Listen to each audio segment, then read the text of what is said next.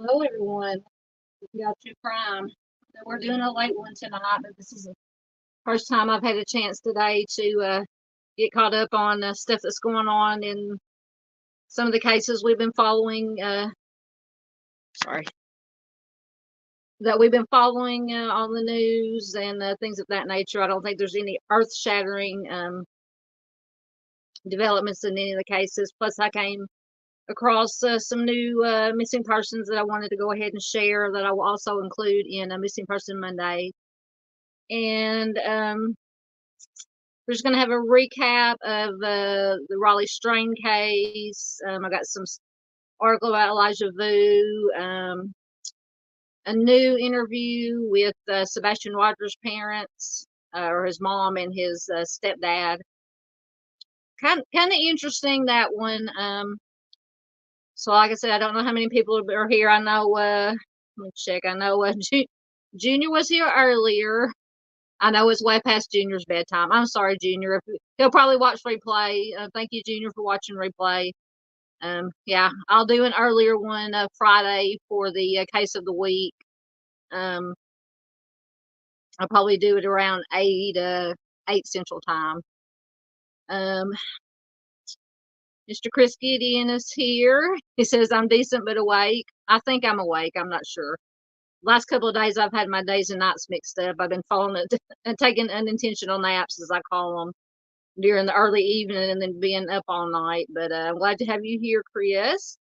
Always a pleasure to have Miss Barbara Hall here. Thank you. Thank y'all for being here. I know I have some late nighters.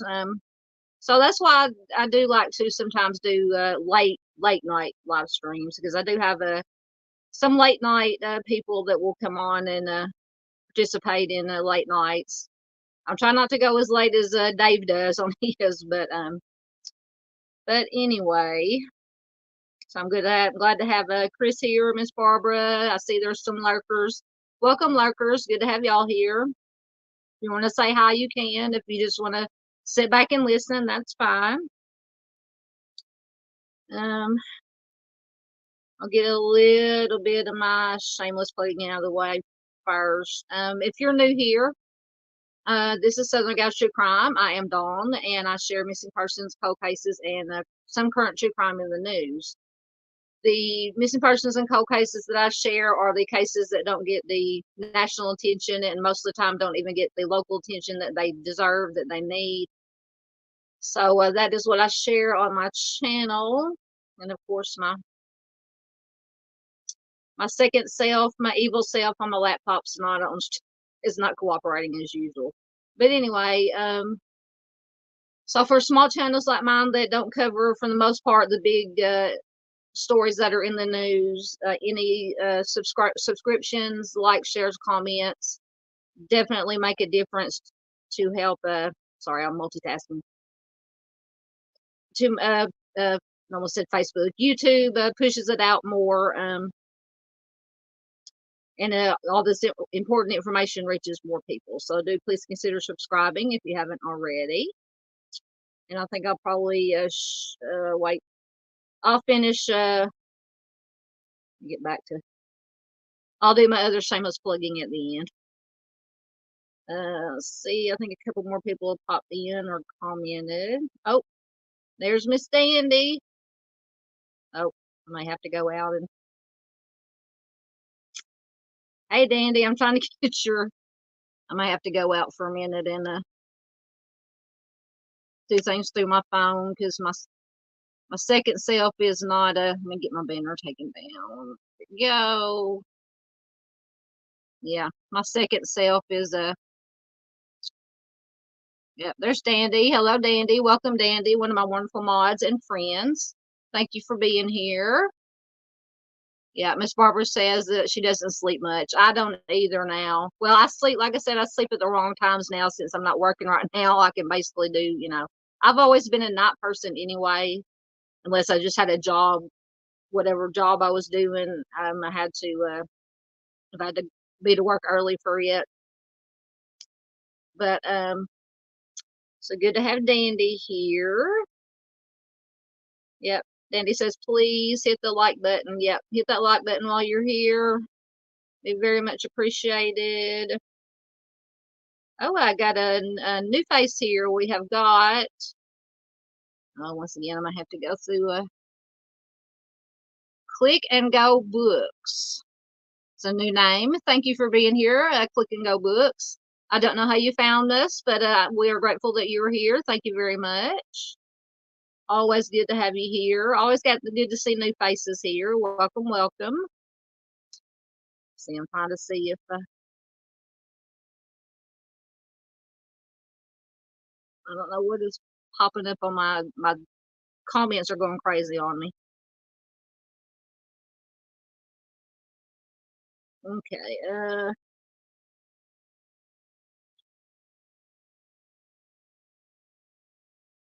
yeah, Chris says that he's a night owl. Yeah, I am too. Like I said, ever since my teenage years, I've been a night owl, and most of the jobs that I've had were evening or overnight jobs. I think the only time I had to get up early in the mornings is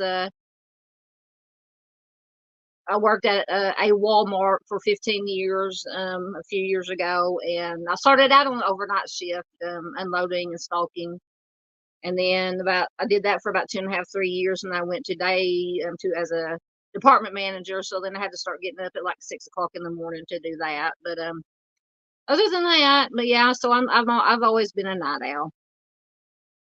So that's why I like to do these late nights sometimes, because I know there are other people out there who are up at odd hours of the night like I am, and this gives us a chance, us late night people, a chance to or if you've been working during the day, maybe have an afternoon shift and haven't had a chance to get caught up on anything new happening, just kind of give, and you want to talk, chat about it with the other true crime.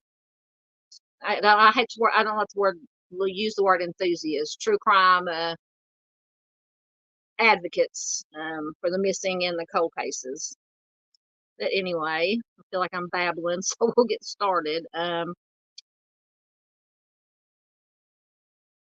See if once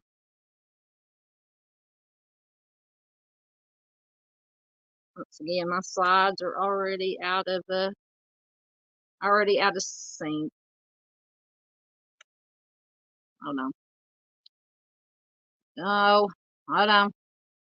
Technically, as Dandy would say, my swamp signal is not working very well tonight. Oh, did I put them in? Maybe that was the first one. I guess I put everything in the wrong order. Okay, so I guess that is my first slide. So, like I said, I just put together a series of just news clips on the Raleigh Strain case. They did search the Cheatham Dam, I believe, for Raleigh today. I had an article I was going to read about that, but I looked for updates, and they said that they have not found anything at the dam, or did not find anything at the dam. They didn't plan to go back and search, so apparently they didn't find anything, didn't find him obviously, or anything connected to him. But I was watching Chris at the Mob Cruise live. He was doing a live about it earlier, and where they were searching at was about, I think he said 30 miles from where if Raleigh had gone into the water between those two bridges, or just right after that second bridge, that from there to that where they were searching at the dam was about 30 miles. But they also said too that the night that he possibly could have gone into the water, no matter if he went accidentally or if it turns out to be something else, that they'd had a lot of rain, and that the water was about 4 to 5 or maybe even deeper, higher than water level than it usually is. And so it's probably running pretty fast or flowing pretty fast. So it's possible that if the water was that high and he went in, he possibly could have been taken down that far. But I just thought, 30 miles was a pretty good distance. All right, well, I'm waiting for my second self. All right, we'll start out with some missing persons. We have Mackenzie Brooks. Once again, I'm multitasking. My dadgum swamp signal. Anyway, I found this, I believe on the Arkansas Justice Project. She is just 9 years old, and I believe this is out of Edmond, Oklahoma.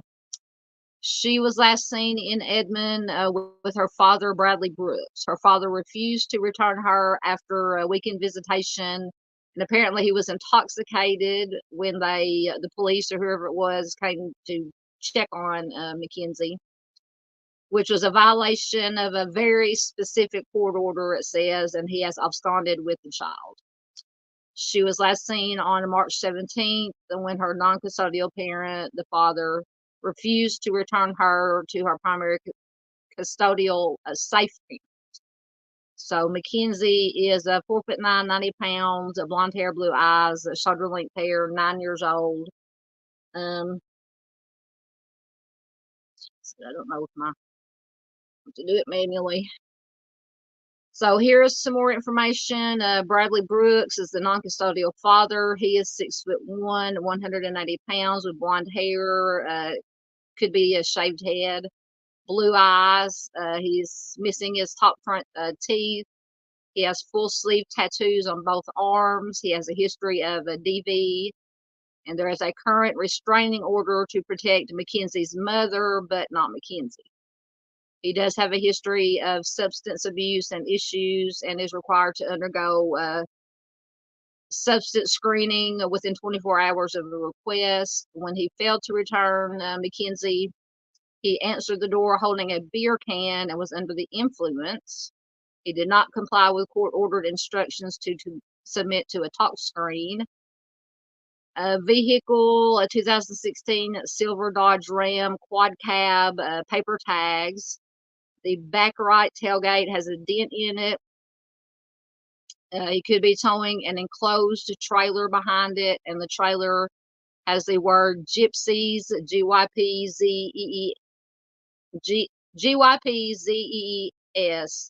in black lettering on both sides. Like I said, he is believed to have taken Mackenzie to Texas from Oklahoma. He is currently working on, says, a construction of Airbnbs. So if spotted, please contact your local law enforcement agency. He is believed to be armed and dangerous. The Oklahoma City Police Department is handling the missing persons case. In this matter, Brooks is currently wanted on felony child stealing. And it says this is a developing incident out of Oklahoma, and they're working on more details. So I didn't get a chance to check to see if there are any updates on this one since this morning. But hopefully they find little Mackenzie safe and sound.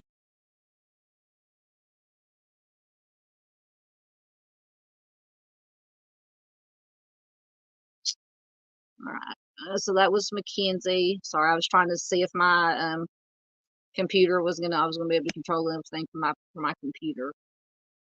This is one that I think Chris, or no, it wasn't Chris. It was somebody posted it just right before, literally right before when I was checking my Facebook group. Somebody had posted this in my Facebook group. I do have an article to go with it if I can get it to come up. This is Brianna Ward. And I'm sorry, I have to lean into the screen.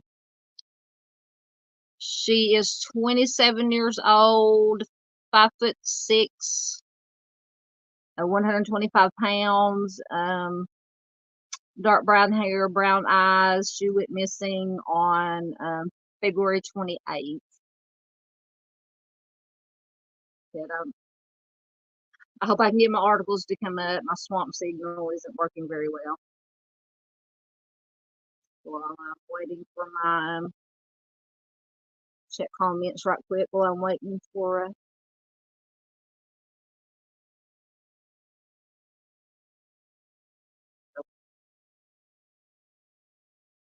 once again I hit the wrong. My slides are out of order, or not out of order, but every time I have to go in and out, it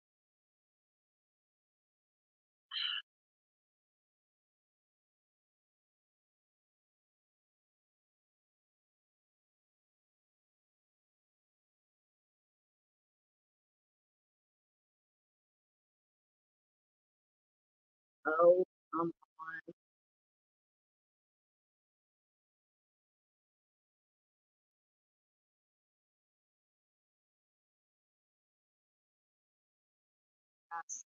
Once again, like I said, usually when I do these later night live streams, my swamp signal works a little bit better, but it is not wanting to work tonight. I want to read this article because it does say that on this one that they think somebody has been using Brianna's Facebook or posting on Brianna's Facebook page that is not her. And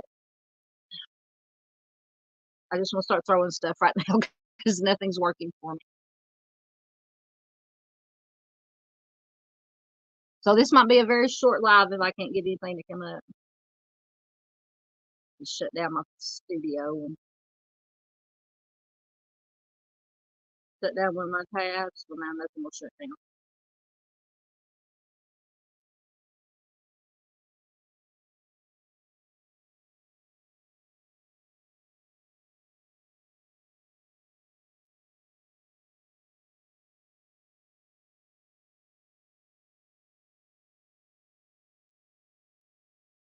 We'll close out all the tabs and start all over.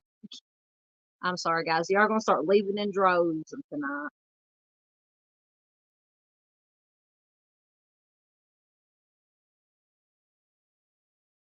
Everything was coming up fine earlier. It was a little bit slow, but not as slow as it's being now.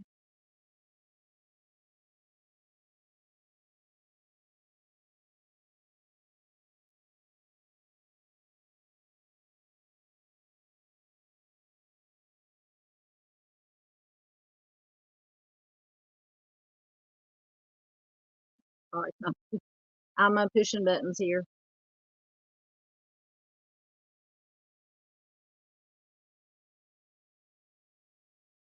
Hey, Jocelyn, good to see you here. You come in, it's turning into a dumpster fire already.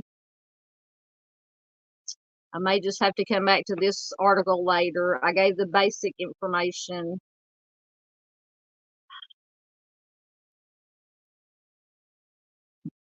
Thank you, Miss Barbara. Miss Barbara says, she's not going anywhere. I have time. You're trying your best. That's all you can do.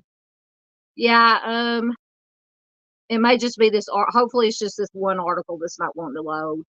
But that is the basic information on Brianna, and I am going to include her because Chris, I think, did put a comment asking me if I could include this Brianna. Oh, it came up. Hallelujah. Anyway, I believe it was Chris that asked me if I could include Brianna in a Missing Person Monday video Monday, and yes, I will. Most definitely. Okay, we finally came up, guys. So, all right, Jocelyn says she loves a good dumpster fire. This one is already, we're only 20 minutes in, and we're already, it's a dumpster fire.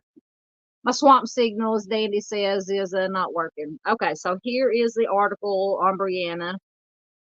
It is from inforum.com. It says, family concerned over strange Facebook activity of missing Williston woman. Brianna Ward of Williston was reported missing on February 28th. While police investigate, her Facebook page remains active, with the user responding to messages and comments. The family of a missing woman is looking for answers and warning that activity on her Facebook page is someone else. Brianna was last seen in Williston on February 25th, excuse me, according to the Williston Police Department. She was reported missing 3 days later, although not by her family, and it is unclear who originally reported her as missing. Somebody, Chris, if you know anything about this, I can't remember who posted it in my group. Somebody out there watching, either now or on replay, may have more information about who reported her missing. Okay, you always see these types of things on TV, and you're like, well, we'll never have to go through that, said Ward's sister, Chelsea Francis of Jamestown. And you never realize just how difficult it is until you're thrown into the situation. Francis said that Brianna had a tough past, including run-ins with law enforcement, substance abuse, and spending time with the wrong crowd. Her sister says, I may not agree with the choices that she makes and the people she hangs around with, but that does not mean I love her any less or that I don't want her back. Absolutely. Adding to the stress as they wait and hope for good news is Ward's Facebook page, which bizarrely remains active despite her disappearance. Her boyfriend, according to, and I don't know how they know this or why they think this, but they say her boyfriend is operating that account and is posting as her at this time, Francis said. Francis said that man's name is Joseph LaChance, also of Williston, and comments from the account identify the operator as being Ward's boyfriend. In some posts, the account speculates on locations where Ward was last seen. Other screenshots posted in the comments include messages from the account, talking to people and asking about her whereabouts. In one post, the person operating the account said they had a fight with Brianna, and they think that she's angry and hiding. Francis made it clear that the family does not support what the person is doing with Brianna's Facebook account. They say it's causing a lot of confusion, and people are thinking that she's posting and that she's okay. And it's really taking away from the investigation because people don't know what to believe at this time. And attempts by WDAY to reach the boyfriend were not successful. For now, all Ward's family can do is wait and hope that she is found. You always hear those first 24 to 72 hours are the most important, Francis said, and we are well past that right now. So we just want to do anything that we can to help this go by faster, or to bring her out of hiding if she is hiding, or just get more answers. So the Williston Police Department said they are actively following up on tips. So anyone with any information about Brianna's whereabouts is asked to call Williston Police at 701-577-1212. So that is Brianna. Now that I finally got the article to come up, and I'm gonna see if I can get I don't know if I can get my StreamYard to come back up on here, but I can control things through my phone. So it won't be a total dumpster fire unless God forbid, my phone goes out. Oh, that's right. Yeah, Chris said he asked about Erin. Yes, I'm going to feature Erin tonight, and I'm going to feature her on Missing Person Monday. Sorry, I've got so many in my head and so many requests that I keep forgetting who requested what. But yes, Erin definitely going to be featured Monday along with Brianna again. So yes, um, I most definitely will go. Sorry, I'm trying to see if my laptop is going to work for me. Just makes it's easier to control everything through my laptop. Okay, now for a minute it's back up. So yes, Chris, most definitely.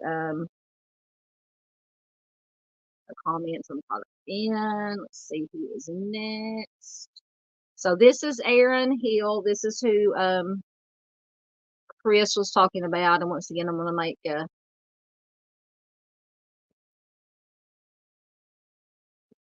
one second. One second. I have to make my phone full screen when I'm reading from the slides instead of from the articles. This is Erin Hill. I found this in one of the groups today. Somebody shared it, and I can't remember um, who shared it in what group. This is Erin Hill, and I believe the Sarah King Kemp is Erin's daughter. And I read the post that just, of course, tugged at my heart. It says, "Today marks a dreadful day. It's been 6 years that you disappeared from this earth. I want to bring you home and lay you to rest. I know your soul is waiting on me to find you so you can pass on in peace.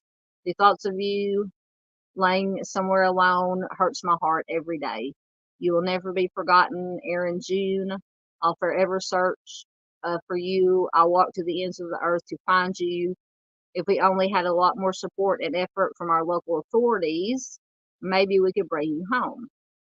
The person who took you away from us will face the consequences from the man upstairs. That judicial system is way more powerful than our system. Absolutely. So please just call in anonymously and tell us the path to take. You'll get your punishment when it's your time. I just want it's her sister. It says, I just want my sister home and resting. She deserves that. I love you, Erin Hill. I'll never give up ever. And I do have, apparently, so it's Erin June Collier is what came up on the Charley Project, but it is the same person. I'm assuming either Hill is her maiden name or married name, maybe Chris. Chris can let me know. I see I'll get to your comments in just a second, Chris. He's giving me some information. She went missing on March 20th of 2018 from Columbus, Georgia. She was 37 years old, so she will be 43 today. She was 5'3", 5'4", 120 to 130 pounds. Sandy brown hair, green eyes. She has a prosthetic lower jaw with metal plates on each side. She had the tattoos, vines and roses in black ink on the top of her right wrist, a peach with Georgia Girl on the back of her right shoulder, and the name Daryl, Darryl, on her left hip. Her maiden name is Hill, and some agencies refer to her as Erin Hill Collier. She was last seen in Columbus, Georgia, like I said, on March 20th, 2018. She had caught a cab from Douglas Street at 3:24 a.m. and may have gone to Second Avenue or the East Highlands neighborhood. And after that, she's never been seen or heard from again. And basically, that's all the details that I could find. For Missing Person Monday, I will dig in and try to find an article or two or whatever I can find with any additional information when I feature on Monday. But I just want to bring the basic information to you tonight. So if you have any information about Erin, her possible whereabouts, evidently from the posts that her sister made, they maybe know something or have a suspect in mind. So please, if you see something, like Debbie says, always says, if you see something, say something. And then I say, if you know something, say something. They go hand in hand. So call the Columbus Police Department at 706-653-3205.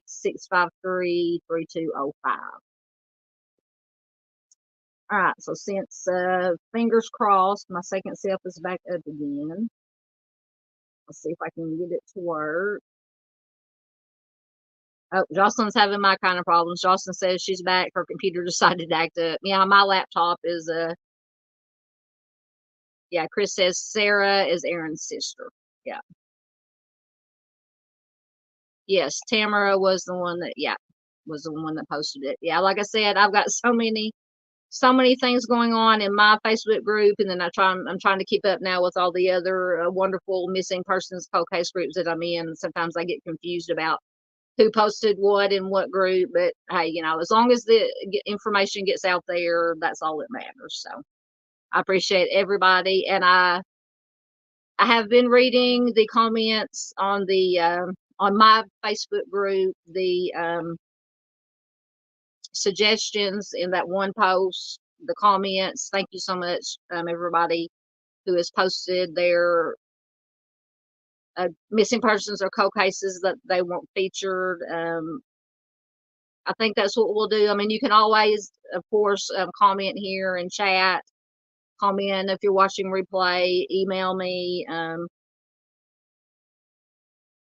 If you have a case, a missing person or cold case that you want me to research and cover, you can always email me the name of the victim, state it's in, any information you may have, and I will research it. And I just ask you guys just be patient. I'll eventually get to them. I've got them all written down and in my notebook, and the ones I've started researching, I've got millions of bookmarks on my browser on my laptop, so I will do my best to get to everybody. All right. So next, let's see what we got. So Takahi Shelby is our wanted person for the night again. I checked and this is regarding the Amir Ellis case from here in Arkansas. If anybody does not know about that case and you want to know more about it, I do have an Amir Ellis playlist, so check it out. Takahi Shelby has a nationwide arrest warrant that was issued around the end of February for felony kidnapping resulting in homicide. And apparently, I checked the Amir Ellis Facebook group today, and see on the right there, it says Jessica Ellis. That is Amir's mother. And apparently, they have raised the cash reward to $2,500 for any information leading to. Sorry, I've got a fly or something buzzing around me. $2,500 reward for any information to help bring Takahi, get her into custody back to Arkansas if she has left the state. They think she still might be around the Hot Springs area, maybe Conway area. She may not even be in the state. But she needs, wherever she's at, she needs to be taken into custody to face her charges. And Miss Jessica said my son's 21st birthday would be in 2 weeks, and he won't even be here to see the day. But Takahi's still living her best life. Make that make sense. Absolutely, it does not make sense.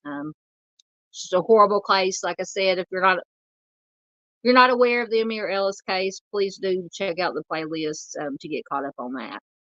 So that is our wanted person.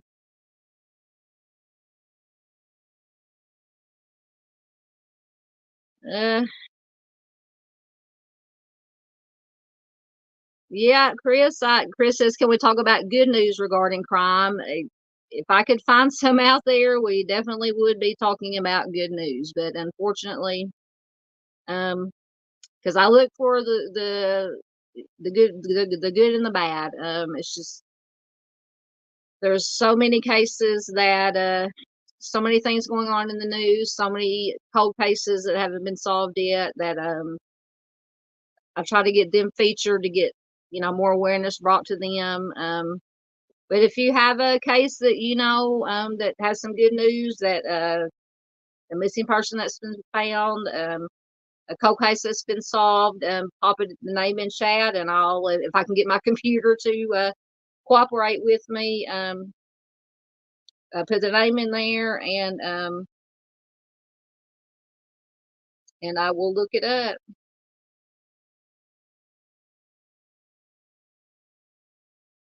Okay. Cairo Jordan's mom. Okay, let me get through the rest of these missing persons, and I will look up Cairo Jordan. I will most certainly do that. So that might be yeah, okay, yeah. So before we get to that, all right. So let me look up Cairo Jordan. I'm not familiar. The name is familiar, but I do not know. I haven't researched it in depth. So you'll hear me pecking away on my keyboard.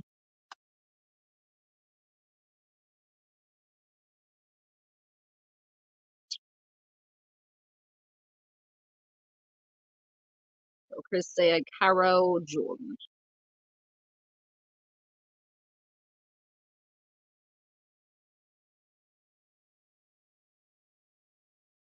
Okay, so it's okay, gotcha.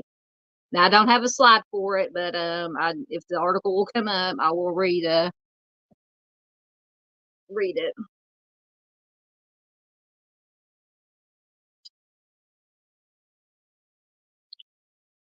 once again.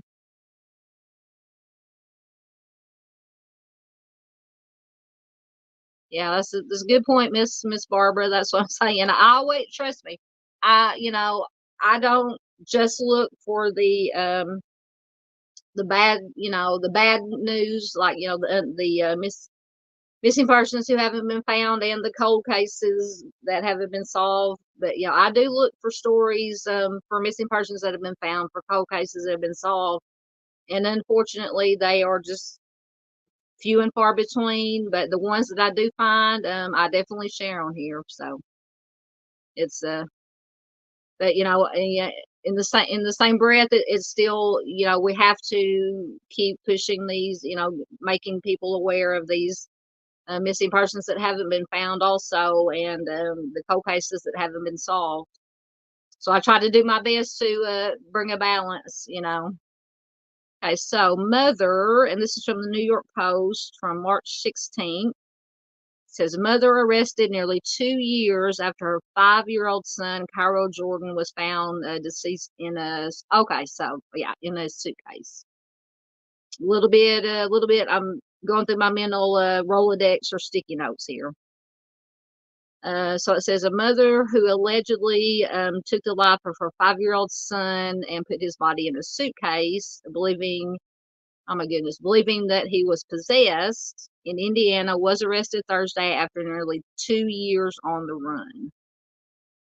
DeJuan Anderson was taken into custody by U.S. Marshals in Arcadia, California, a suburb of Los Angeles.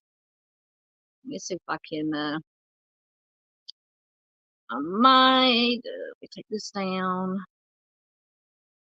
Might be able to share the page while I'm reading. I don't know, but we'll see. We'll see if it'll come up. That way y'all can kind of read along. There we go. It's coming up. It worked. I shouldn't say anything. It'll quit working. All right. So DeJuan, I don't know if I'm pronouncing that right. Anderson was taken into custody by U.S. Marshals in Arcadia, California, a suburb of Los Angeles, on Thursday, the Indiana State Police announced. It's still a somber day, but we're very pleased and happy that we have who we believe everybody to be. I don't know. That didn't sound right. Either they didn't write it right or I didn't read it right. It says we're very pleased and happy that we have who we believe everybody to be involved in this tragic homicide case in custody at this time, so the investigation can move forward. Indiana State Police Sergeant Stephen Wheeler said, according to Fox 5 Vegas. And apparently that is the mother in question. Sorry, I had to make sure it's up on my phone. It's lagging on from my computer screen to my phone. The alleged homicidal mother who had been on the lam since April of 2022, is being held in a California jail as she awaits extradition in Indiana. Anderson is suspected to have taken the life of her son, Cairo Jordan, at her Louisville area home, and was assisted by another woman, Dawn Elaine Coleman, to get rid of his body in the heavily wooded area of rural Washington County. Yes, the ads. Jordan's body was found in a brightly colored suitcase with welcome to, oh, okay, yeah, welcome, what they were calling the, I don't know if it was in our chat, one of our chats the other night, or another live I was in, about the little boy that was found in what they called it, the Las Vegas suitcase. So it's found in a brightly colored suitcase with "Welcome to Fabulous Las Vegas, Nevada" written across it. It was found by a mushroom hunter on April 16, 2022. Investigators took nearly 6 months to identify little Cairo. Police said he was found clean and clothed and believed that he was already deceased when he was placed in the suitcase. A warrant was issued for Anderson's arrest in October 2022, charging her with homicide, neglect of a dependent resulting in death, which is a level 1 felony, and obstruction of justice, which is a level 6 felony, according to police. Before the boy's death, Anderson had allegedly made a series of Facebook posts accusing her son of being demonic and needing an exorcism. Ooh. Coleman, who had also been on the run, was arrested in San Francisco in October of 2022. Coleman, who had been staying with the mother and son in their Louisville home, admitted to walking into a bedroom where she witnessed Anderson lying on top of the child with his face up against the mattress. Oh, I should have put trigger warning. I didn't know trigger warning for anybody for the whole show. This is horrible. She told police, quote, "It was already done when she walked into the room, and Anderson asked her to help put Cairo in a trash bag and then into the suitcase. The two then drove to Washington County in Indiana to dump the suitcase containing little Cairo's body. An autopsy report showed that he passed away from an electrolyte imbalance, most likely due to vomiting and diarrhea that led to dehydration. Law enforcement honed in on Anderson's whereabouts after ISP Detective Matt Busick was tipped off by a concerned citizen that the mother had taken, refuge in the Golden State. ISP investigators, working hand in hand with U.S. Marshals in California, arrested what they said without incident while she tried to board a public transit train, police reported. Police said it could take up to 30 days to get her back to Indiana. I'm assuming that's for the extradition process. Coleman pleaded guilty to conspiracy to commit homicide back in November and was given a 30-year sentence with 5 years suspended in exchange for the plea. She is expected to testify against the mother during the trial. And I think that was the end of it. So at least, thank you, Chris, for bringing that to my attention. That is always good news when we have somebody that is it's good when somebody is arrested. It's horrible that it was the mother. Yeah, Chris said she's finally in custody after 2 long years of running from the police. Absolutely. Yeah, when it said the Las Vegas suitcase, that jogged my memory. Yep, most definitely. So thank you for bringing that to my attention, Chris. Thank you, thank you. All right. This gentleman is missing from on the Hopefully the article will come up. This is a 70-year-old Thomas Ray Velasquez. He was last seen on December 18th of 2023. From the article's coming. Check comments again while it's loading. Make sure I didn't miss anything or miss anybody slipping in here.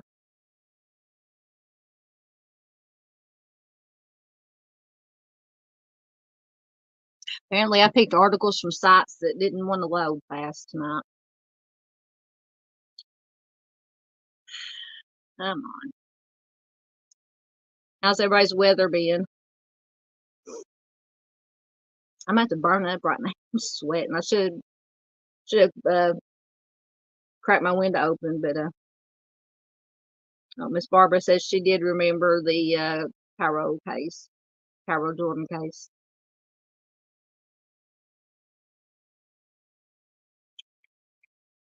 Come on.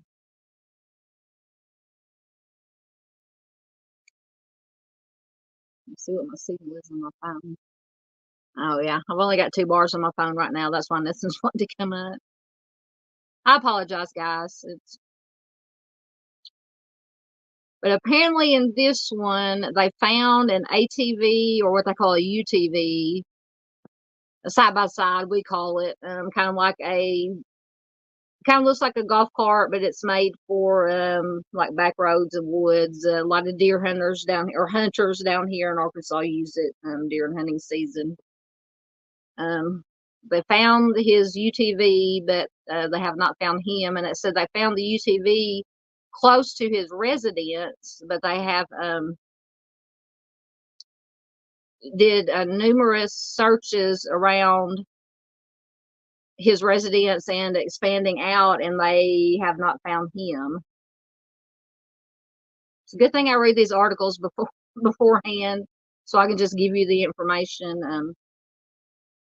that I can remember. I can't even remember where this one is from. Moffett County.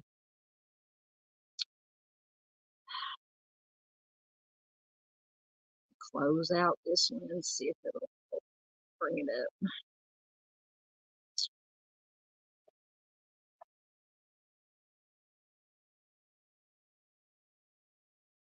Told you guys it's gonna be it. Oh, there it is. There it is. See, as soon as I go out to full screen.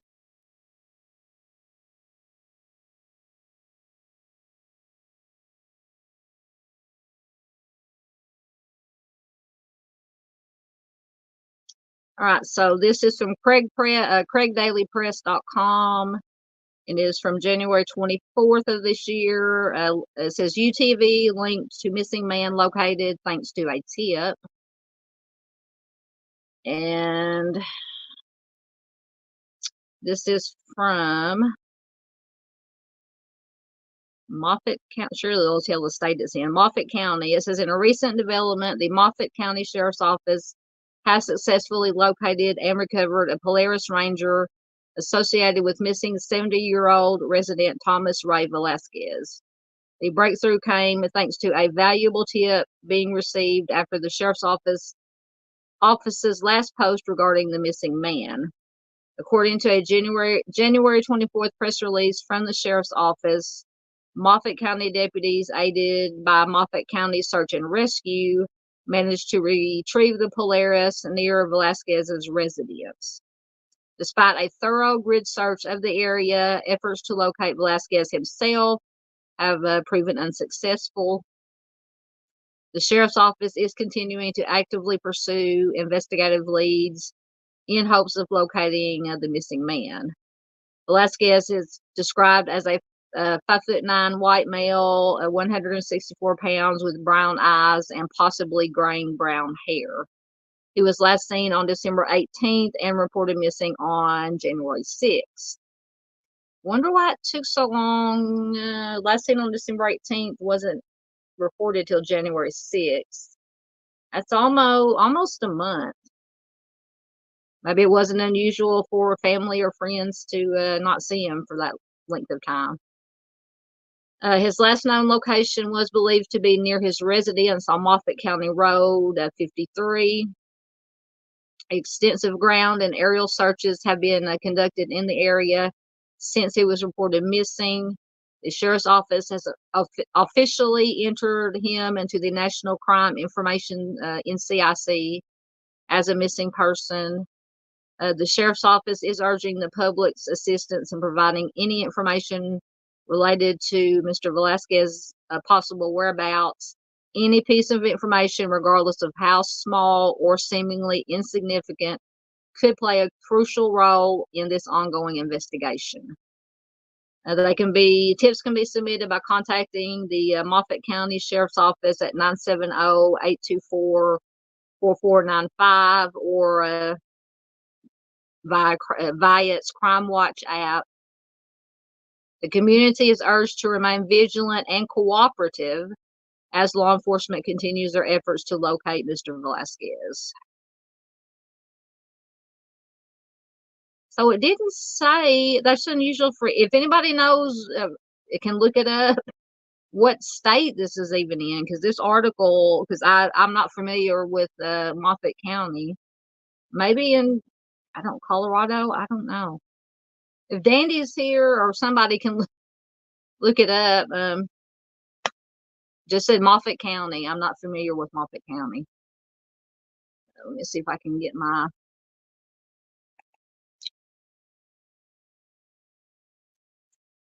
one second. See if I can get my StreamYard to come back up on my computer. I'll see if it's coming up. I'll go out and see if we got any comments.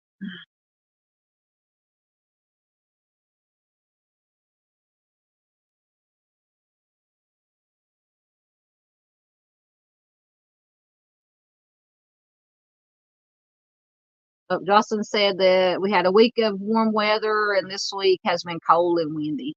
Yeah, here in Arkansas, we're having what they call their blackberry winter. The days are chilly to me. They're in the 50s and 60s, but we have that cold wind blowing and the nights get kind of down to freezing. But we might as well enjoy this before, a couple of weeks it'll be 100 degrees with 100% humidity. So I guess I shouldn't be complaining. I'm sorry for leaning in, but Chris says it is warm in Kansas.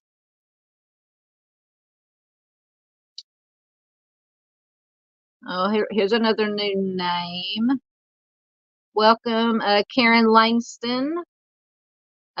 Says my son Douglas Till was his life was taken in Fredericktown, Missouri, July 15th, 2010. No investigation, no justice, no closure. Yes, I am. And while I'm waiting to try to get my second self up, Friday, I'm glad Miss Barbara Hall, I hope she's still here. She should be. Friday, I'm doing Timmy's case as the case of the week. I'm getting it. I've started my slideshow and my research and everything, getting everything together. So Timmy's case will be my case of the week. Friday, I'll probably do a live stream earlier than 11, 12 o'clock, probably around 8 o'clock Central Time. But I have been looking into all the Fredericktown things and all the connections with all those cases. So maybe my next few cases for the next month or so are going to be these Fredericktown cases, because whoever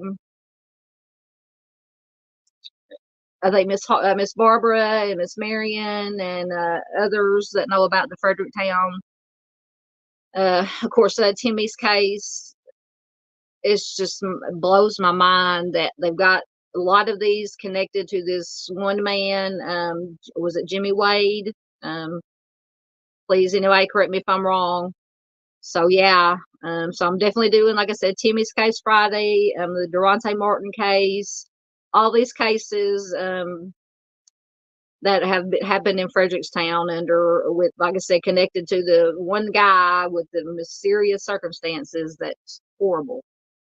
So I'm definitely going to be working on all those. So welcome, Karen. I'm so sorry for your loss. Thoughts, prayers, and good vibes to you always, from myself and everybody here. Thank you for joining us tonight. It's always a pleasure.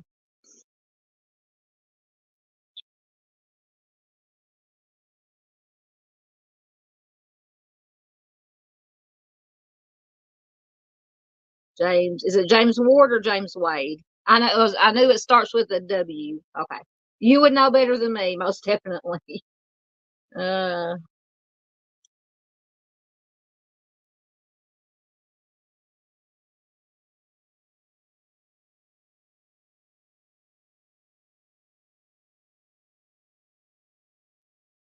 okay, so it is. Okay, it is Wade. I was just making sure, because I couldn't remember his name. Was it last night or the night before when we were all talking about it? Yep, James Wade. Yep. So I'm definitely going to be doing probably all those cases, the Frederickstown cases, and how they're connected to James Wade, and the just a little I've had time to start digging into it, while I've been researching Timmy's case, and then it leads to all these other articles about all these other cases. Oh my goodness! So I'm definitely going to be featuring those, most definitely. So thank y'all for bringing all these cases, the Fredericktown cases, to my attention. All right, let's see what we got next. So just a little article. There's nothing earth-shattering with, as far as I know, unless something's happened in the last few hours. Um, Nothing. I don't think they found Sebastian yet, but his parents, or his mom and his stepdad, apparently gave another interview, and there was some questions about something the mom said, and it could just be, because obviously moms, when your child goes missing, you're not, you can't think straight. All you want to do is, find your child. But apparently in this new interview, somebody mentioned that she said that the night that he went missing, after he went to bed around 9 or so, and then she's now in this new interview, she said that she heard noise coming from his room at around 10, and they said that she didn't mention that before in any of the interviews. Like I said, could be something, it could be nothing. Once again, I'm probably going to just shut down my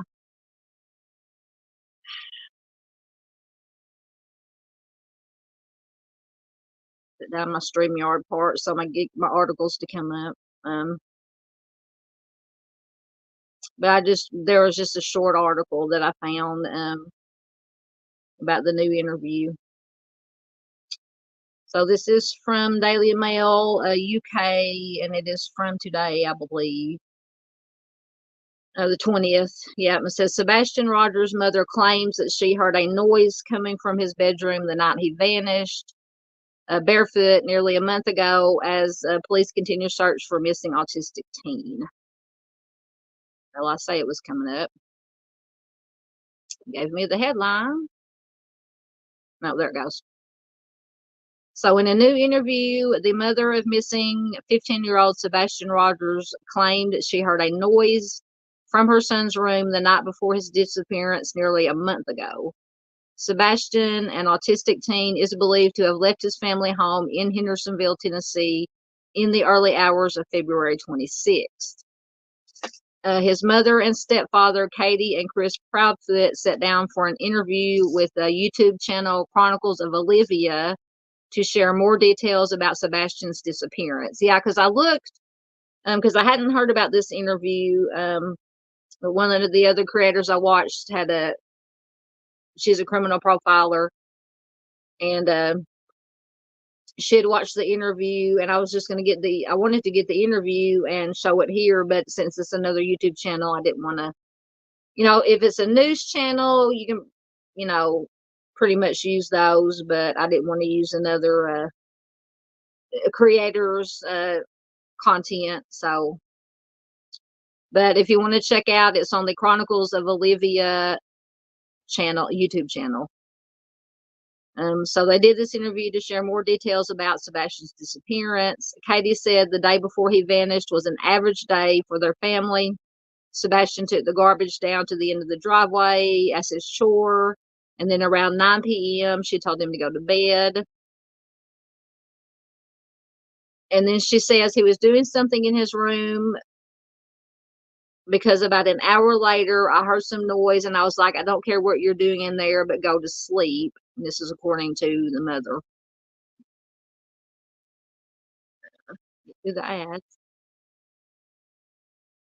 And then she says 6 o'clock the next morning, I went to wake him up for school Monday morning, and that's when he wasn't there.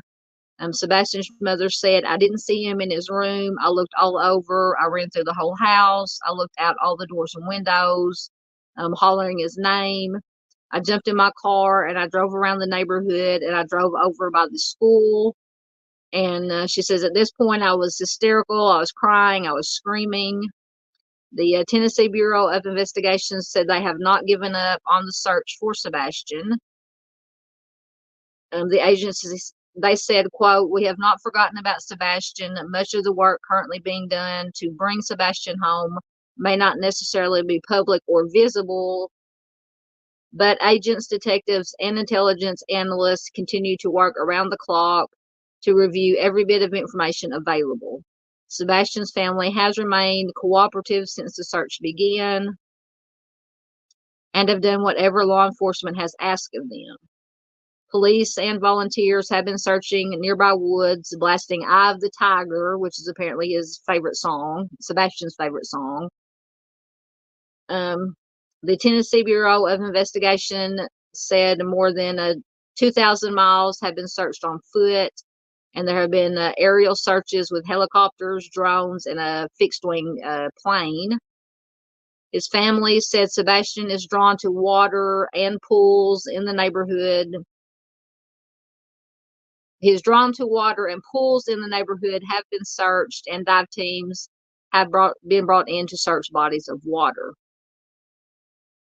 Officials analyzed home security video from the Hendersonville neighborhood around 3:10 a.m. on the day that he went missing. The camera, which was placed at the back of the house, captured two light sources far away, and I do have that video clip, and another light source named Subject 1 closer to the house. So if anybody has not seen that footage, I can play it. It was a news. It's probably just 2.5 minutes or so. So if anybody wants to see that footage, I did play it the other night. But if there's anybody that hasn't seen it, just let me know in chat and I'll play it again.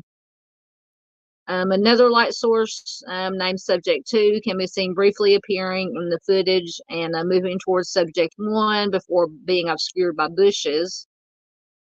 A few seconds later, Subject 1 can be seen moving out of frame. Subject 2 then reappears in the video and follows Subject 1. However, Sebastian's stepfather insisted the video is not what it seems. He said, quote, nothing that is being assumed right now is actually true about that video. This is according to what he told to Chronicles of Olivia. Everybody is trying to assume it is a flashlight. I hate to say this, it's not as much as we would love it to be what it's not. The TBI said the video has been collected and from the beginning of the investigation has been analyzed and enhanced where possible by tech experts with the FBI, or with the TBI, FBI, and the Secret Service. To date, nothing gathered from these video systems has been determined to be significant. We do caution that some surveillance video being shared in the public may have been misinterpreted or misidentified or not shown in its entirety. It has been determined that it does not hold any evidentiary significance to the investigation. Sebastian's father, Seth Rogers, has said that his son would not get into a stranger's vehicle. He says, quote, it's up in the air for me. He would not get into a vehicle unless he knew them. The troubled father said that he was at his wit's end trying to work out what happened to his son with no leads that make sense. He said Sebastian was not one to wander off, and due to an experience as a young boy, would never go far without shoes on. He decided he wanted to step, and this is his dad, bio dad, still talking. Says he decided he wanted to step into a mound of what he thought was dirt. It was fire ants, and since then he doesn't like to get his feet in the dirt. He likes to have his shoes and socks on. So that is the latest. I said nothing earth-shattering, but just a new interview that the his mom and stepfather gave. So if you want to watch the interview, like I said, it's on YouTube. It's the Chronicles of Olivia YouTube channel. I haven't watched it yet. I'm going to go over there and watch it. Like I said, I just saw some clips of it. Another creator, a criminal profiler, was analyzing it and said that they saw some red flags with the mom. But, you know, like I said, unless you've lost a child, you don't know how you're going to react and what you're going to say. So, and then I think, and when they said, talking about this, the footage with the 2 flashlights supposedly, and I can't remember who it was, if it's anybody that's here tonight, said that even if this video of the supposedly 2 flashlights was significant, that the authorities may say just exactly what they said here, that it's not significant, not so that they wouldn't spook anybody that they think could possibly be in the video or something to that effect. So, you know, like I said, obviously, law enforcement always has more information than we do. So we'll just have to wait and see if anything comes of that video or not, of that footage or not. Just caught up in comments. I think I'm caught up.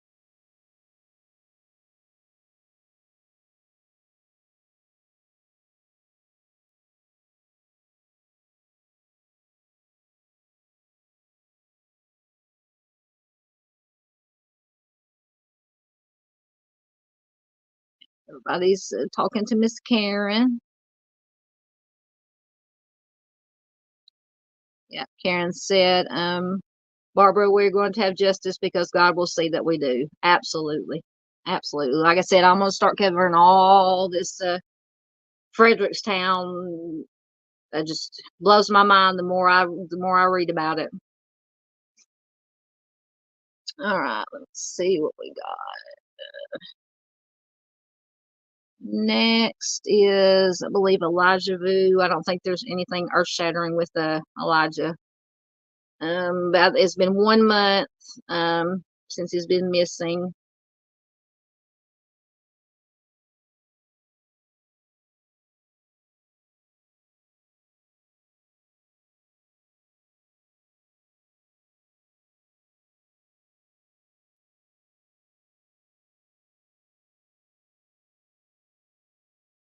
Sure, I didn't skip some slides here. Sebastian.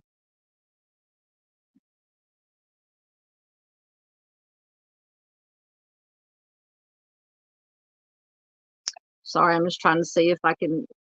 It's easier, so much easier for me to read and control the comments through my computer, but apparently now there we go. I don't know if my StreamYard will come up, but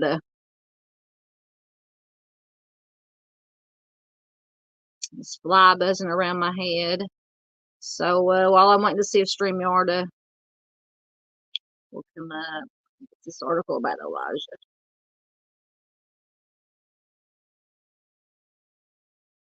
Hopefully it will come up. There it is. Oh, it came right up. I'm surprised. So this is from WBAY.com. I'm assuming it's a local news affiliate website. Excuse me. It says, where is Elijah Vu? 1 month has passed since his disappearance. And this is from today, or I guess technically now here, yesterday, the 20th. Wednesday marks 1 month since 3-year-old Elijah Vu was reported missing in Two Rivers. The Two Rivers City Council approved a resolution to adjust the city budget to help pay for search efforts, which have stretched past 4 weeks. Elijah's family will meet again at one of their search headquarters, the Mikado or Mikadao Theater in Manitowoc. Groups will meet at 9:30 a.m. and 1 p.m. to coordinate volunteer searches. They'll take a day to rest on Thursday and resume searching again on Friday and Saturday. Meanwhile, police continue to look for clues after Elijah's red and white plaid blanket was found less than 4 miles from where his mother's boyfriend's apartment, where he was reported missing on February 20th. So we already know about all the background. Multiple searches have happened across the state. Authorities have conducted multiple air and ground searches in areas including landfills, wetlands, waterways, and fields. Private volunteer searches have been conducted from Two Rivers to Fond du Lac and also in Wisconsin Dells, where Elijah lived. Officials are looking for a video of a vehicle of interest, a beige 1997 Nissan Altima with a Wisconsin license plate starting with the letter A and ending with a 0.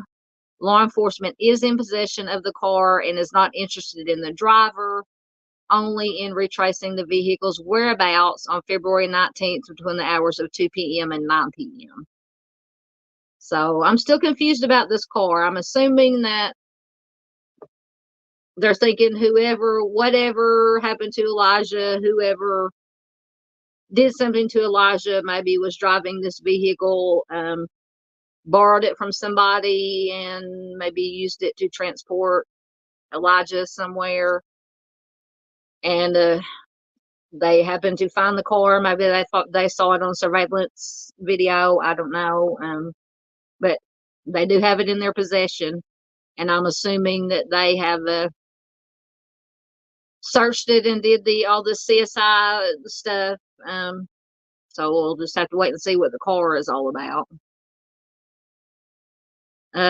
Jesse Vang is expected back in court Thursday morning, which would have been this morning, or is going to be this morning, for a preliminary, preliminary hearing.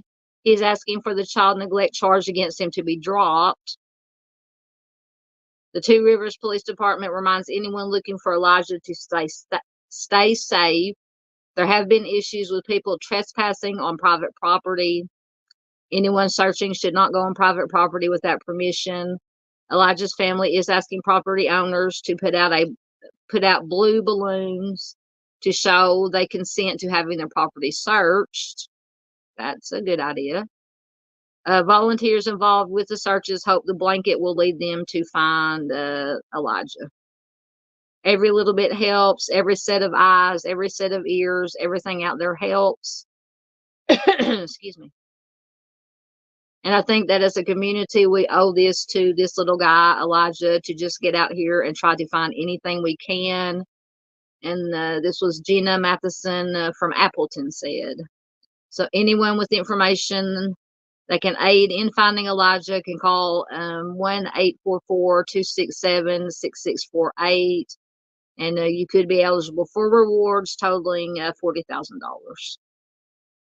So that is the latest on little Elijah. Fortunately, he has not been found. They did find the blanket, and I can't remember. I think they said it was maybe 3 or 4 miles from where he was at with the Jesse Vang.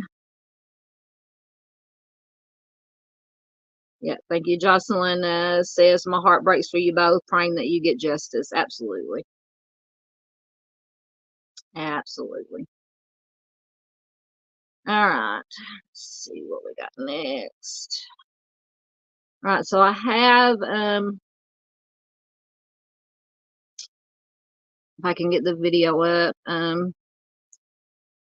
I just put together some video news clips that I have, just recapping Raleigh Strain's case from kind of the beginning to the end. All together, I put them all together. It's about 10 minutes. So I'm going to mute my camera and mic and put it full screen, just for anybody that's not caught up. You can comment during the video if you have any comments or questions. I'll throw them. I can still throw them up on the screen. Like I said, the latest was that they found his. Did find his debit card the other day, and it's actually found by, I think, 2 women that were searching that are on TikTok or something. Chris from the Mob Crew has been covering this extensively, and he had some video of when they found the card. So I'll play this video right quick. Like I said, I'm gonna mute my camera and my mic while it's on, so you guys give my voice a little bit of a rest for a minute. But I will be back.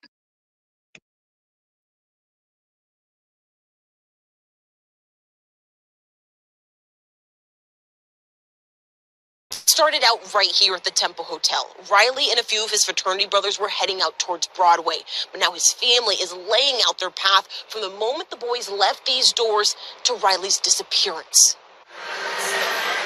I said, have fun, be careful, I love you. I love you, and that's the last I heard. It's a heartbreaking end to a Friday night. Michelle Whitehead says she wishes she could change. The night her 22-year-old son, Riley Strain, went missing. And here's what Riley's family says happened. When they left Tempo, they went down to, I believe, Miranda Lambert's bar first. Spent probably about an hour and 15 minutes or so, maybe a little longer there. This was around 7:30 to 8 o'clock. Riley's stepfather, Chris Whitehead, says the group of boys went from Miranda Lambert's to Garth Brooks's bar. Then they called Michelle. He FaceTimed me. And after that FaceTime, Riley's father, Ryan Gilbert, says the boys came here to Luke's 32 Bridge. We know he was asked to leave at about 9:45. Riley was put out the bar, and by the time his friend was able to leave the bar, Riley wasn't any longer on the sidewalk. Apparently, he had started up 3rd Street. He told his friends he was heading back to their hotel, but instead, a surveillance camera from an escape room on 3rd Avenue North caught this video of him walking by. That's when he cut across the parking lot, when you can see him in the video go down. It's pretty disturbing. Other nearby cameras caught these. You see Riley turning onto Church Street and then stumble onto Gay Street. He made it, as far as we know, basically to the James Robertson Bridge, and that's at the critical time where what I call it when things went dark. What we don't know or have video of is where he went after this last Life 360 ping near the James Robertson Parkway Bridge at 9:53 p.m. We would like to see a little bit right before the parking lot to kind of know what was happening before the parking lot. And then we'd also like to know what happened after he crossed down onto Gay Street, because there's such a void that we haven't seen. There's something there that's going to fill some gaps. Our whole heart is out there somewhere, and we need to find him. Please help.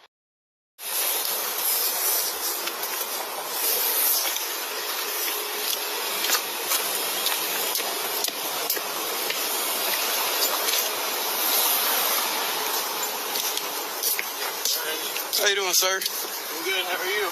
Good.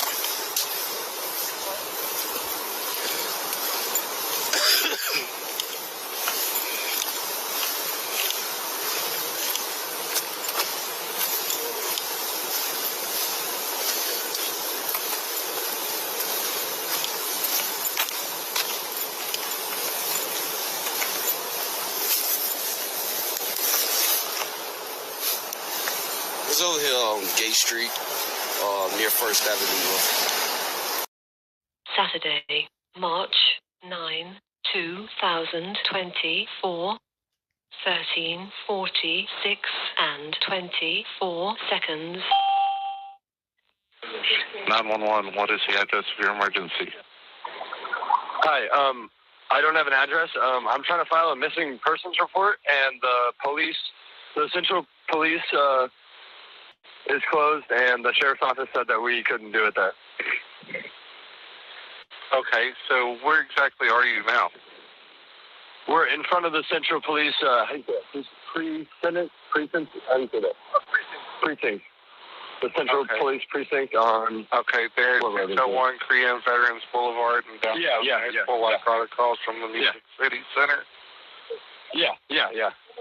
Okay, and is that where you're able to wait for a police officer to come and speak to you? Yeah, we can wait for an officer here. Okay, what's the phone number you're calling from? Oh, my phone? Yes, in case we needed to reach you back, what is the best number to reach you at?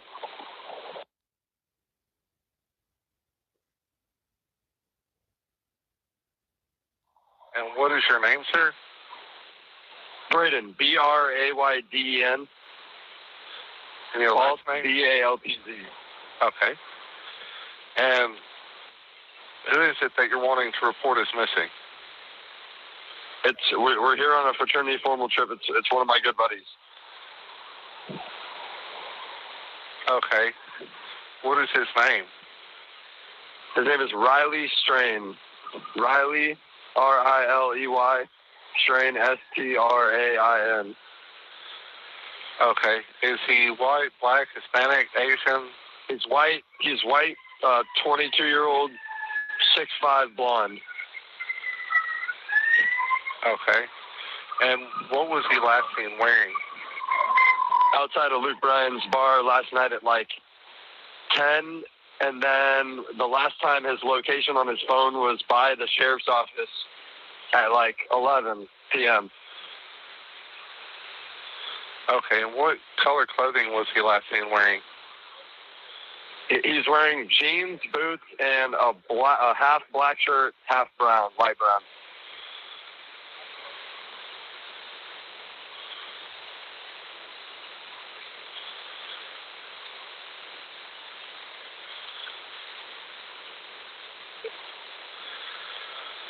Okay, and you said it last showed outside the sheriff's department?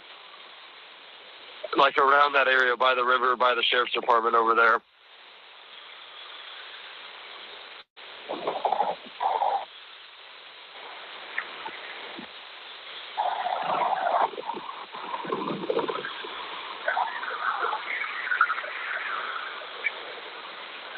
Okay. Does he have any life-sustaining medications or disabilities? No.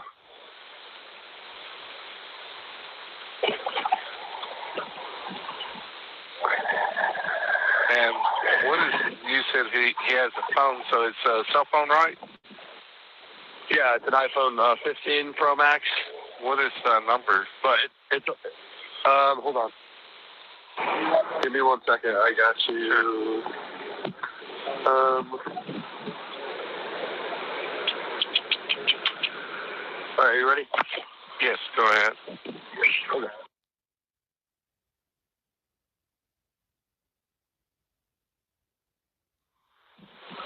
You said the last four were 4198? Yes. Okay.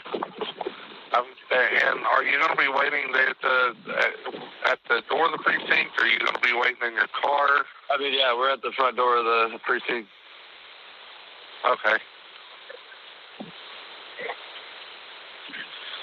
I've got the call sent there at the Central Precinct, 601 Korean Veterans Boulevard in downtown, right across from Music City Center.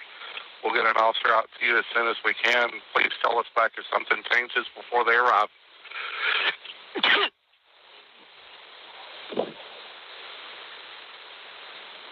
Sorry. No, you're good.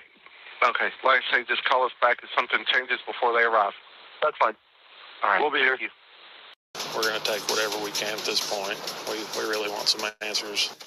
Riley Strain's family is holding out for answers after the 22-year-old's debit card was found along the Cumberland River this weekend.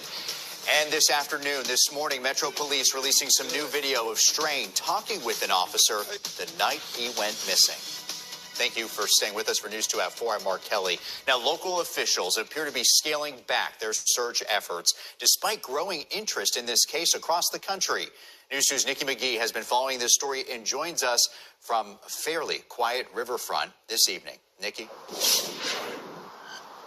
Well, Mark, yesterday we saw lots of volunteer search efforts right in this area, being just feet away from Riley's phone and where it was last pinged. And of course, those search efforts did pay off yesterday. They finding Riley's cell phone at the bottom of this hill here, right behind me, his debit card being right along that riverbank. But as you can see today, many of those efforts have died down. Police tell us they're focusing on other areas of the investigation. Today, Metro Police tell us there is no official search scheduled. However, they do believe helicopters are still flying over the area occasionally. Now, this is certainly a contrast from what we've seen from several days last week.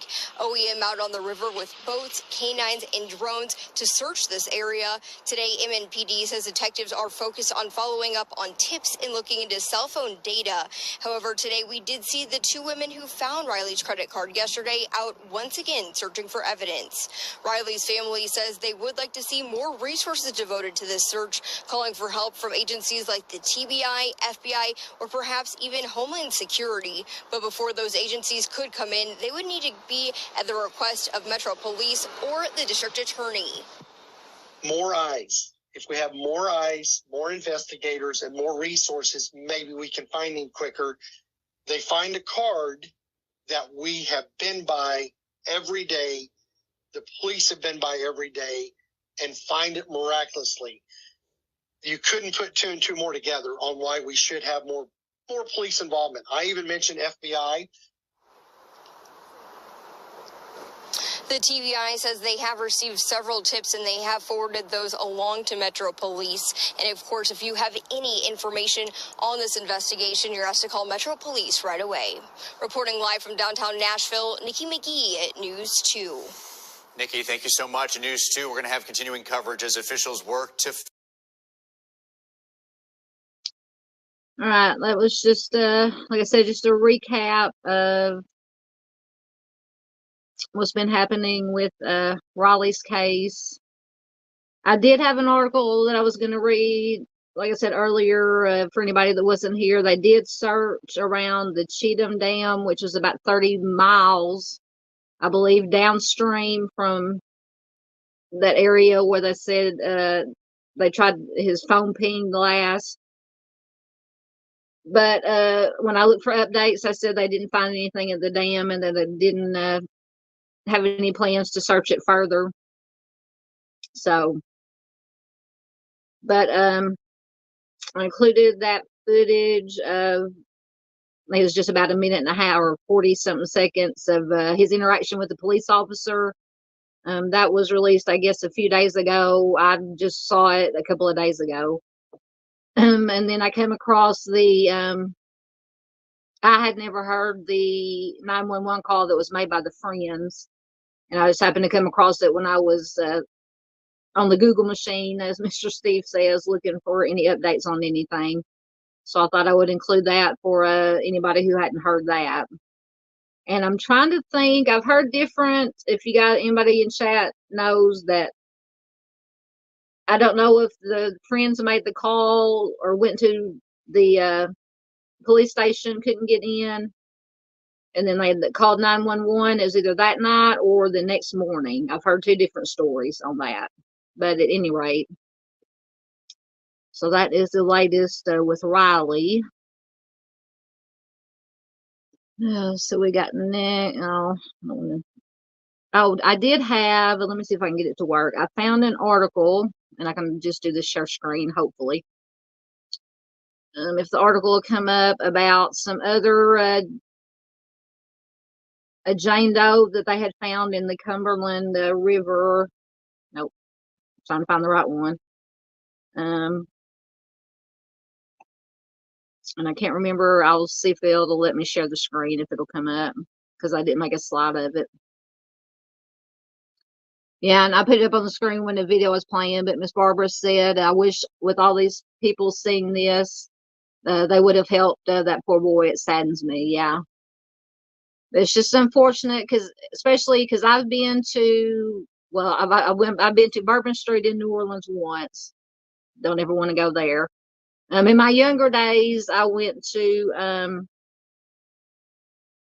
Beale Street in Memphis numerous times, and with just all the people there, you see so many adults and younger people, unfortunately, just stumbling around, intoxicated. And sometimes if you see it enough, you just get to the point where unless somebody's just laying out on the ground, passed out, that you just kind of, and it is sad. I agree, it is sad, but it's just, unfortunately, that's just what happens. But I agree, Miss Barbara, it's very sad because in the all the surveillance footage, you can see people just walking by him and looking at him, and then they just keep walking. Now I don't know if this article is going to come up. If any of you guys have any other cases you want to talk about, anything that is a missing person that's been found, like Chris said earlier, some good news, or any cold cases that have been solved or arrests made, throw them in the chat, and if I can get my computer to work, I'll look them up.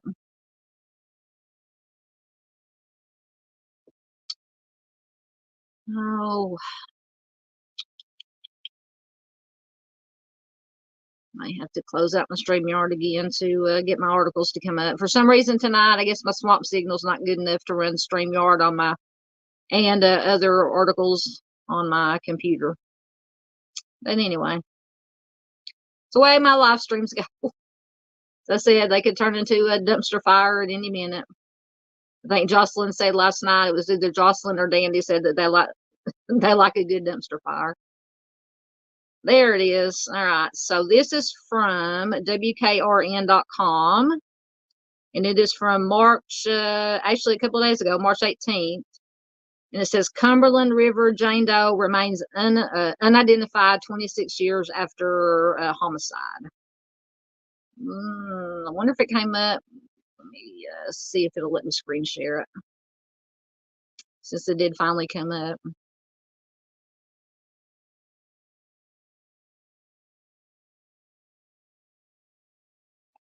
If not, I'll just read it to you.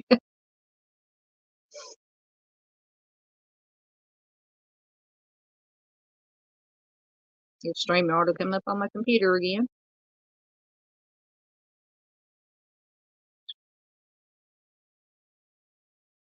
One of these days, I'm going to be able to afford real Wi-Fi. I go through my hotspot on my Wi-Fi hotspot on my phone, and sometimes it works and sometimes it doesn't. That's Verizon for you. Plus, I live in the country, so we don't have a lot of cell towers around here.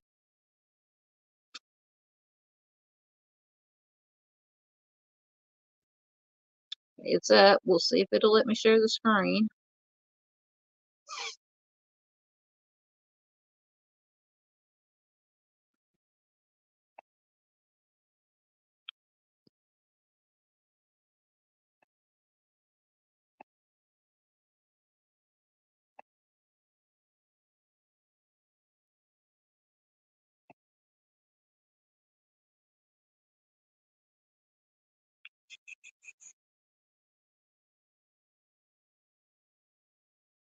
See if it's going to work or not.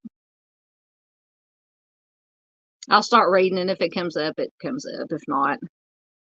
So it says, just a little over 26 years ago, a tugboat captain heading down the Cumberland River spotted what appeared to be a body floating in the water near Cleese's Ferry, there it is, and a harbor marina.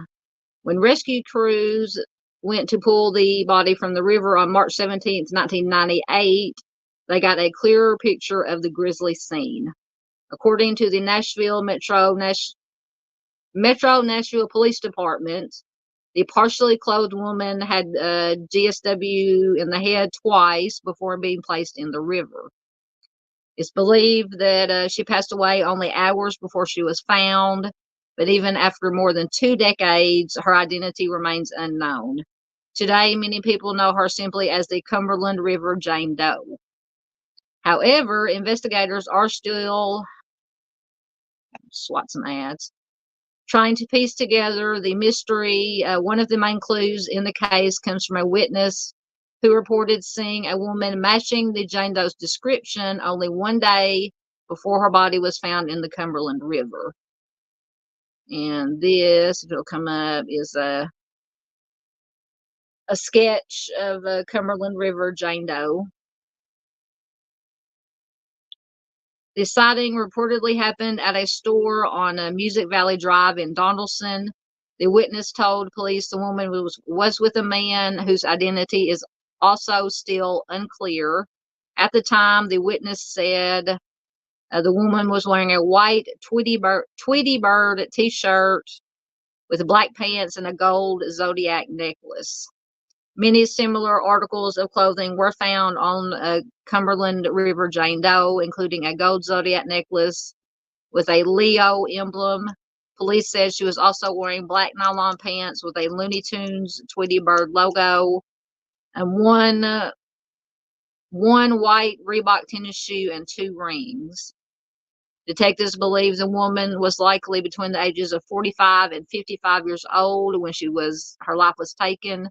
She had green eyes, wavy light brown hair that was about 5 inches long, around 170 pounds, and around 5 foot 2 inches tall. Notably, police said the woman also had about $10,000 worth of dental work done. So anyone who may have information on the woman's identity or her alleged offender is asked to contact the MNPD's cold case unit at 615-862-7803. So I just thought that was interesting and need information. Once again, the cold case information that needed to be out there,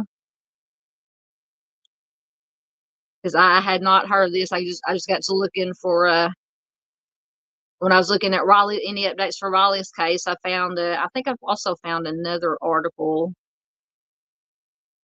I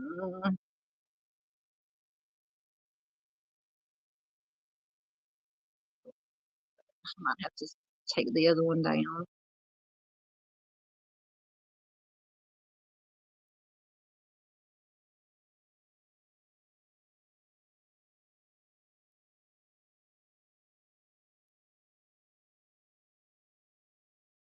Oh, hold on. I pushed the wrong one. That one up.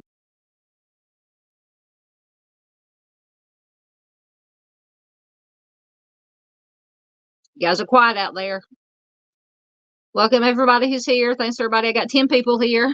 See, it seems like the later it gets, the more people come in. I have my late night people. So welcome lurkers. Welcome everybody who's still here in chat. You guys are quiet. Hope I haven't bored you to death, put you to sleep with my unruly computer tonight that's not wanting to cooperate with me.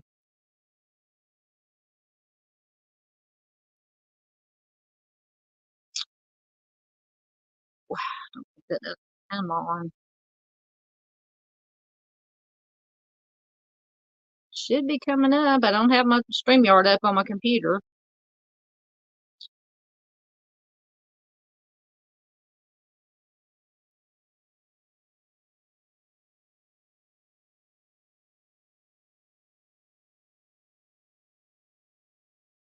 Yep, Miss Barbara says that's night owls. Yep, that's night owls are most definitely.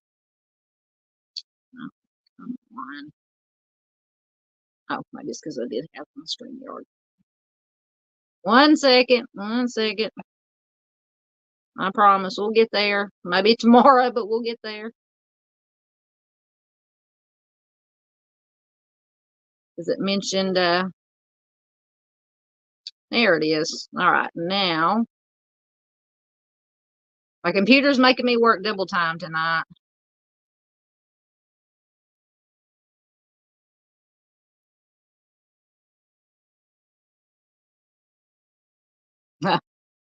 Jocelyn says, I'm just listening and eating her lunch. I understand that. Yeah, girlfriend, I worked, I'm assuming you work overnight shift. I worked, when I first started, my first 3 years, I worked at Wally World in the next town over. I ended up working there for 15 years, but the first 3 years I worked the overnight shift, worked 10 at night to 7 in the morning, unloading trucks and stocking.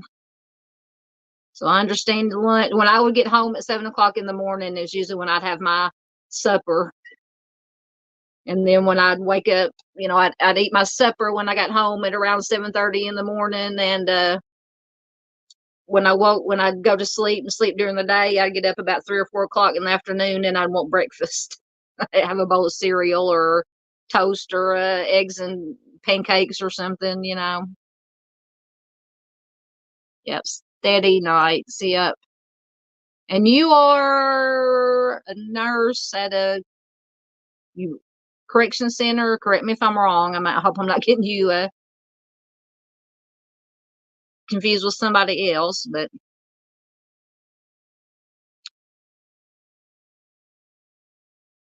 still trying to get the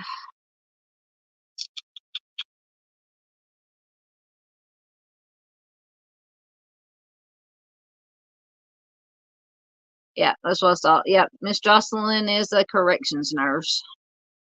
Yeah, because I think I remember when you first told me that I watched it's called Jail. I think it's on Reel's channel, and I just feel so sorry for those when they have to go talk to the nurse and do everything that nurses do, take their vitals and ask all the questions, especially having to deal with the drunk people. I would not have the patience. God bless you, Jocelyn. I would not have the patience to do it. But somebody's got to do it, and if you have the patience, it's kind of like a home health caregiving. I did home health caregiving for 10 years, and it takes a certain, I don't want to say special person, but it takes a certain kind of person to do any kind of home health caregiving, things of that nature. So, all right, let me see. It will let me share my screen now that we're finally back up.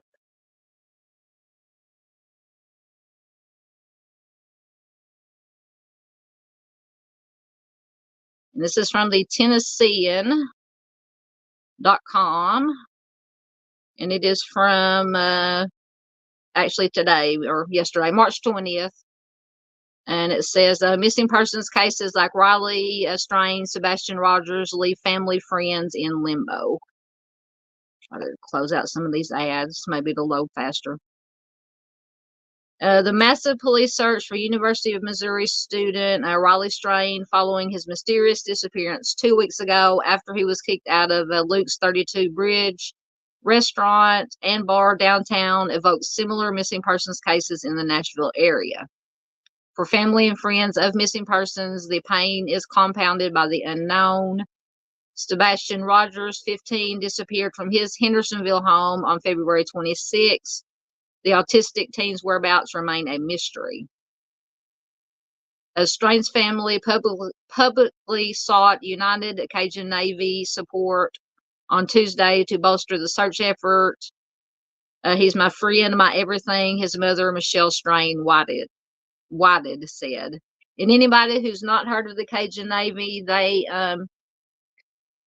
I don't know, they may have expanded, but the Cajun Navy that I know or have heard of started in Louisiana, and they would help with any kind of natural disasters, flooding. When hurricanes came through, they would do water rescue, high water rescues, tornado, anything, anything they could do that required going out onto the water in a boat to do either search efforts or rescue efforts. They do. And they don't just work in, of course, Louisiana. They, all the surrounding, wherever they're needed, they go to. So the Cajun Navy is wonderful. They do good work, wonderful work. So once again, getting through the ads. What family, friends, and entire communities are going through as police search for Rogers and Strain is where Wilson County found itself nearly 12 years ago after 60-year-old David Remans went missing in Waterton. Trying to track where somebody has been without a lot of eyewitnesses is tough, said retired Wilson County Sheriff Terry Ash, who was sheriff when Remans initially went missing. I've had a lot of reported missing persons, and most turned out positive. The one in Watertown did not. Remans was an artist, stonemason, and a Hobbit house builder whose eclectic lifestyle included years residing in a treehouse. I like to live in a treehouse. He is described as a social and well-known community member who could regularly be seen in Watertown, visiting stores, the library, and the old Lulu's Cafe. Remens was reported missing on August 8th, 2012. The investigation into his disappearance dragged from days to weeks, months, and years. In January of 2018, a human skull found off Taylor Road near Waterton led to more human remains that were found nearby. And the bones were identified as belonging to Mr. Remens. And let's see if it'll come up. Maybe lagging. There's a picture of Mr. Remens. So sad. But the discovery did not answer why Remens disappeared and how he passed away. The case remains open as a death investigation. The uncertainty around Remens' passing evokes similar hopes and fears that friends and family of Sebastian Rogers and Riley Strain now face. It rips my heart in two every time someone wants to talk about his case, said Lauren Nussel, a friend of Remens. Unless you have had something like this in your life, you do not understand that the pain never heals. Absolutely. Rogers was reported missing on February 26th. He was last seen near Stafford Court. So that's Sebastian Rogers. He was last seen wearing black sweatshirt, black sweatpants, and glasses, according to TBI. Officials have confirmed that he has autism. Of course, Riley Strain was last seen on March 8th after being removed from the bar. So we know all about Riley's. And says, but as Rogers' disappearance stretches into a month and Strain's near 2 weeks, answers are elusive. Wilson County Sheriff's Detective Major B.J. Stafford remembers the anxiety of the unknown from Remens' investigation. The question of what happened, where are they at, are they in danger, are they okay, said Stafford, who's been involved with the Remens case from the beginning. The anxiety from family and friends that I experienced firsthand. The circumstances are very different other than the missing person element, and I have the utmost confidence in the police departments investigating the Sebastian Rogers and Riley Strain cases. Like the Rogers and Strain cases, clues about Remens' disappearance only add to uncertainty. Remens often bought art supplies in Waterton from Sun Graphics, owned by Donna and Pat Jackson. He seemed perfectly happy, getting ready to go on a trip to see his family in Michigan, driving his little white truck, recalled Donna Jackson about the last time she saw Remens 1 or 2 days prior to his disappearance. Remens' remains were discovered in an area close to where his abandoned vehicle was found at a Dollar General store in Waterton, police have said. The Wilson County Sheriff's Office continues to investigate leads in the case. Tips have diminished after more than a decade, though there are spikes in tips when a television episode about Remens' case is rerun on a show called No Stone Unturned. I haven't heard of that one. And there's a picture of Sebastian. They will all keep you up at night saying what happened, Ash said, especially if it's a child. When they go missing for a long time, you just wonder what you might have missed, what stone was left unturned. It says reach Andy. I don't know if that's the person who wrote the story or... So we have another case from a cold case from Tennessee. I just wanted to share that because it included the cold case. Let's see if I can find this picture again of Mr. Remens that went missing in 1998, I think. Yeah, there's Mr. Remens missing in 1998. He was found, but unfortunately, they don't know what happened to him. Hopefully, hopefully someday they can find some answers.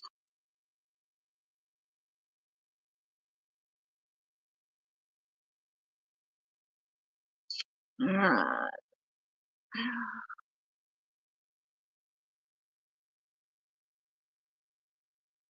I've got a lot of tabs open here. All right, let's see what's going on. And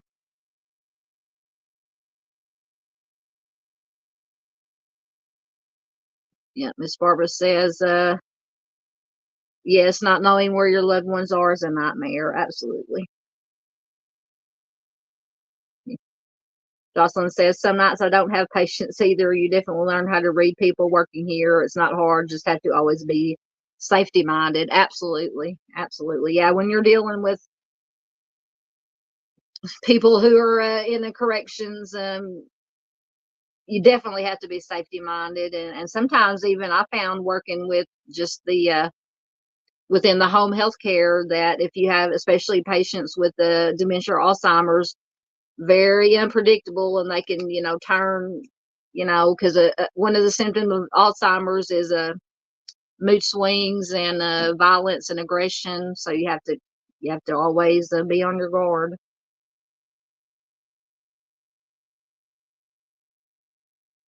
Yeah, Miss Barbara says, I'm starting to hate February now. Seems like so much stuff happens in the month of February. Yeah. That's another. We're always talking about statistics of stuff that happens. I wonder if there's certain times of the year or months where more people go missing or more violent crime happens. I would just guess that as far as maybe DV incidents or maybe child incidents might be during the winter time, when you're, depending on where you live. If you live in a place that's very cold with a lot of snow, you don't, most people, unless you have to get out and go to work, don't get out as much in the winter time, especially if the weather's bad. So maybe I'm assuming maybe the DV incidents might go up during the winter time. I'm not a professional. I don't know. That would just be my guess, but I might have to look that statistic up too.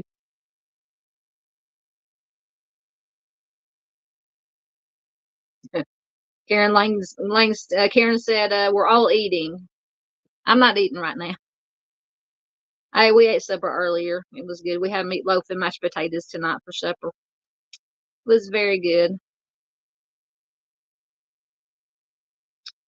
Right.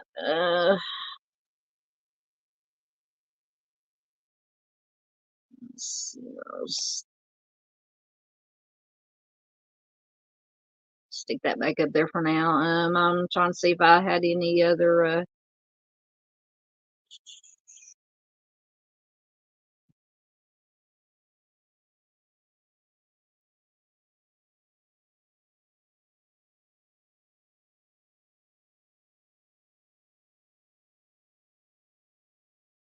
yeah. Oh my goodness, what happened? Okay. Yeah, Miss Barbara said, when I talked to my counselor, he said that the month of February is known to be a bad month for depression. Yes, I've always heard that wintertime is a. Sorry, my cat came in and out to see what I was doing. I've always read and heard that wintertime, that depression is worse in wintertime. So yeah. No, when I'm back up here, I gotta close out some of these. Hope I don't close myself out here. I've got so many things going. Close that out. Close that out. That out. Okay. Make sure I'm still here. Make sure I didn't close myself out. See if I had any other articles or anything. So if you guys got any questions, comments, anything you guys want to talk about, does anybody want to hear about Richard Allen? I just had one little article, I think, about new charges or something. in his case. If it'll leave, I might not even be able to get it to come up. I don't even like to talk about him. If I do very little about Delphi, just because it's always centered around the circus that it's become, and you find very little information or articles regarding the Olympian Abbey. So that's why I don't do a lot on Delphi, because it's just that, talk about a dumpster fire, that whole thing is a dumpster fire. But I did find, this is from Fox59.com. It said recent filings in Richard Allen homicide trial related to evidence and funding for defense. And I think it says something about some new charges or different charges. It says before Monday's Delphi hearing, and this is from the 18th of March. So before Monday's Delphi hearing surrounding contempt of court, claims were expected to begin at a Fort Wayne court. A series of motions were filed on Sunday by both the prosecution and defense, which could potentially impact how Richard Allen's trial moves forward. I'm beginning to think it's never going to happen. Allen is accused of taking the life of Abby Williams and Libby German after their bodies were found near the Monon High Bridge in Delphi in February of 2017. After much conversation surrounding a date for the trial, as well as other legal and related matters, Allen's trial is expected to start in mid-May in Carroll County. Now, we all know how that goes. On a Sunday afternoon, Allen's defense team amended its motion from earlier this month, which claimed that Carroll County prosecutor Nicholas McClelland is withholding information surrounding the case. The information includes 2 undated reports allegedly never seen by the defense, which explain how video interviews in 2017 were lost, went missing, or did not contain audio. The reports also reportedly contained information about reported attempts to recover the lost interviews through purchasing equipment. However, that is where the report ends. The amended motion reads, it is unknown whether the equipment was ever purchased or if an attempt to recover the missing interviews were attempted. The defense is also asking the court to require the state of Indiana to answer if there is photo dump evidence to further determine timelines in the case, as well as all geofencing data. This comes after the state of Indiana previously claimed that no phone dump evidence case exists from certain witnesses. In the state's response, officials said that all discovery and exculpatory information in the state's possession has been provided to the defense. Ultimately, the state is asking the court to dismiss the defense's request without a hearing. The state is not required to hand over every lead and inquiry during the 6-plus-year investigation as part of discovery, much of which is neither relevant nor related to the state of Indiana versus Richard Allen.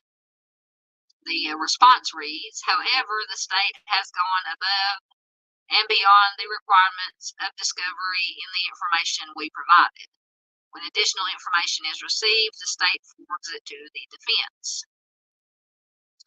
In the state's response, they also state that the defense mischaracterized information related to the involvement of a Purdue professor, claiming that the homicides were tied to an occult ritualistic sacrifice, the Oldidus theory. The state said that the professor said that the defense had mischaracterized the opinions he brought forward in the report.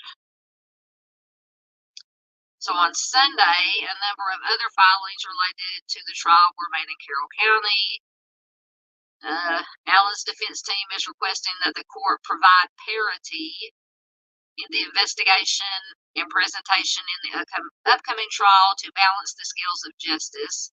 This includes the exclusion of certain pieces of evidence, since the The defense claims they have not had the funds to properly investigate them.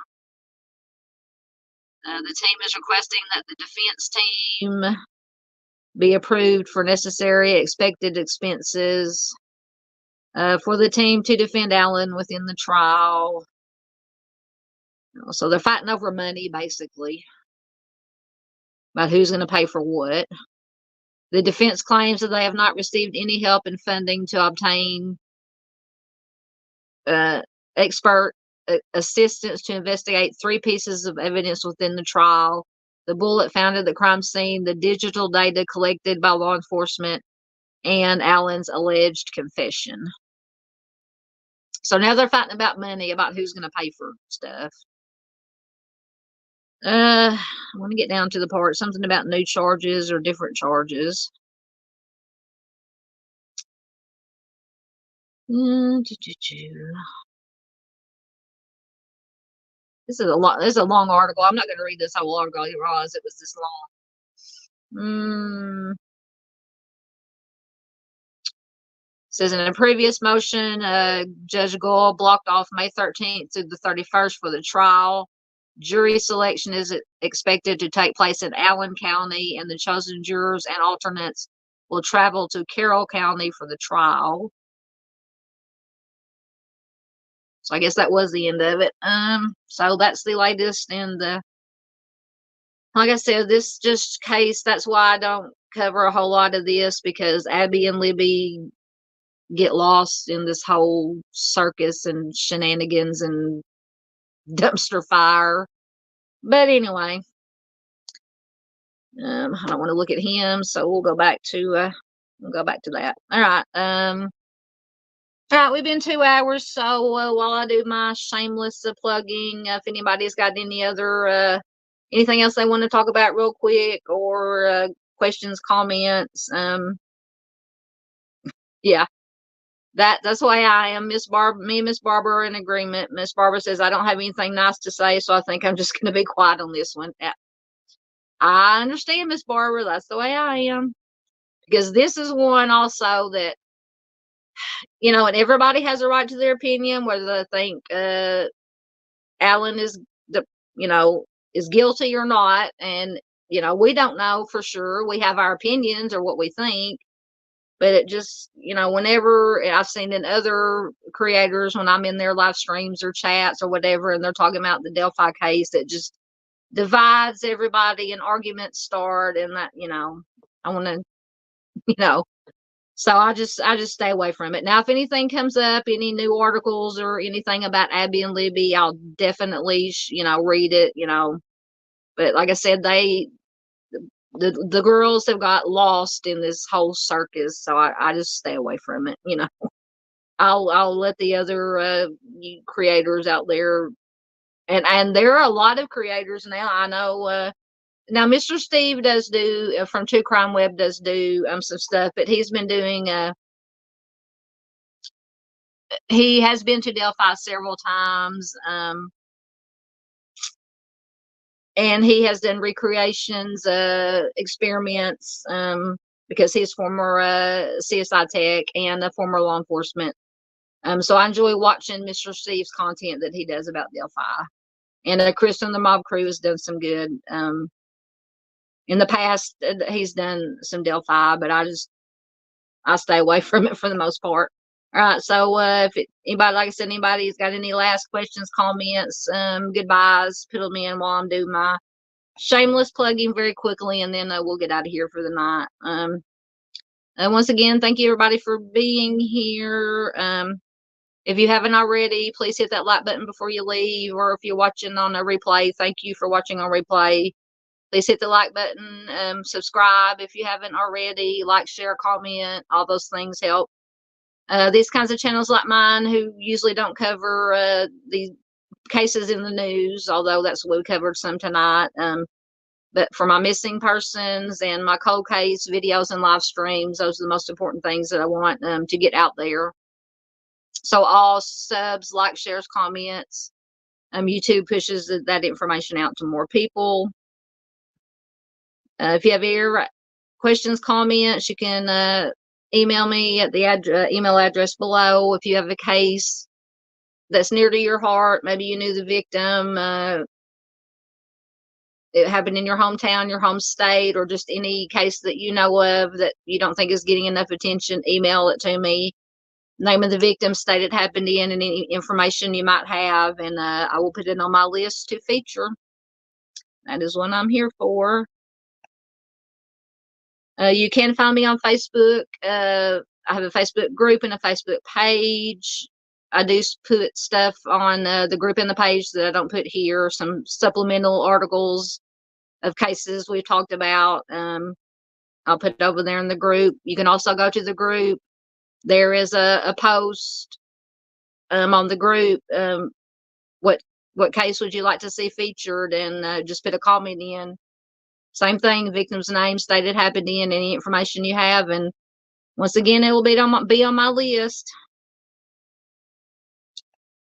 If you would like to help support the channel in any way, in the search for the missing, raising awareness for the missing, I have a Buy Me a Coffee account, PayPal me, Venmo, Southern Gal True Crime merch. So I think that is almost shameless plugging. Let's see what comments we got. Thank you, Jocelyn. Jocelyn says, have a great night, great rest of the night, everyone. Thank you, Jocelyn, for being here. You be safe at work.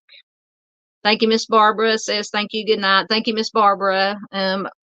Friday night, I'll be doing a live stream. I will be featuring Timmy's case. So everybody, please, anybody who doesn't know, Miss Barbara Hall is Timmy D's mother. So I'll be featuring, and she's been fighting the fight for a long time to get justice for Timmy.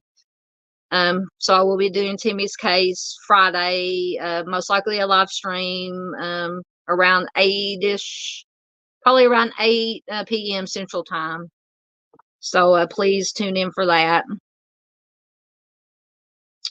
So if nobody, we don't have anything else, I will get ready to get out of here. Let me get all my outros and everything ready. Thank you once again, everybody that was here. Miss Barbara, Jocelyn, Chris Gideon was here. Karen Langston, thank you for being here. A new name, a new face. I'm gonna forget anybody. I'm probably gonna start repeating myself. I'm gonna go back through comments to the top to see if there's anyone here earlier. Chris. I think I got it. If I forgot you, I'm sorry. Thanks for everybody who was here. Thanks to everybody who was lurking. Thanks to everybody watching on replay. I will see you guys Friday, like I said, around 8-ish Central Time. So until then, please, everybody, be safe out there. Take care of yourselves. Take care of each other. It's the most important thing we can do is take care of our fellow human beings. I love you guys, and I will see you Friday. Bye.